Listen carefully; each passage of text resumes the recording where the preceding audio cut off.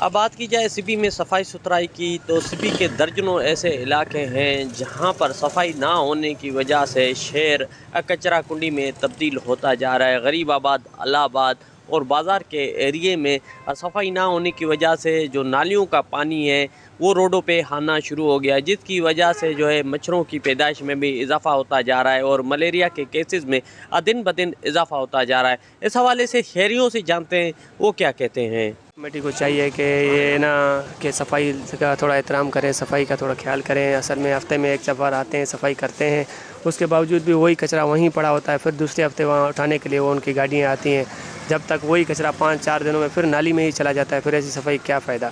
یہاں کے دن بدن نالیاں بھری ہوتی ہیں، یہاں نہ کوئی صفائی کا طریقہ ہے، نہ کوئی سسٹم ہے، بس صرف گندگی ہی گندگی پھیلی ہوئی ہے شہر میں۔ اور دکانداروں کو بھی چاہیے کہ نالی میں کچرا نہ پھینکیں، مہربانی کر کے اپنے دکانوں میں ڈسٹ بن رکھیں، صفائی کا خیال رکھیں۔ شکریہ۔ ابھی میں صفائی ستھرائی آپ کے سامنے ہے، بہرحال سردار صاحب اپنی کوشش کر رہے ہیں، اور ابھی کیونکہ ملیریا کا بھی ہے، مچھروں کا بہت وہ ہے، تو انشاءاللہ آپ کی کاوشوں کو بھی سلام ہے کہ چلو لوگوں سے آپ تھوڑا سا گھوم پھر رہے ہو، مل رہے ہو، تو انشاءاللہ بہتر ہوئے گا، اللہ بہتر کرنے والا ہے۔ سردار صاحب اپنے حساب سے ٹیم کے ساتھ کام کر رہے ہیں، تو انشاءاللہ بہتر کریں گے اللہ کے حکم سے۔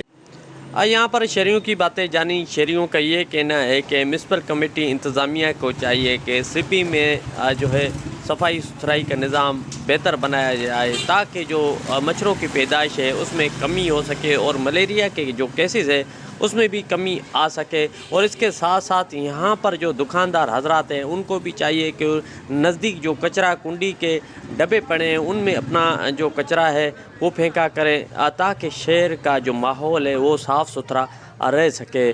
کیمرہ ٹیم کے ساتھ رپورٹر ظہور مکسی، ساتھی رپورٹر یار علی کے ساتھ وش نیوز سبی۔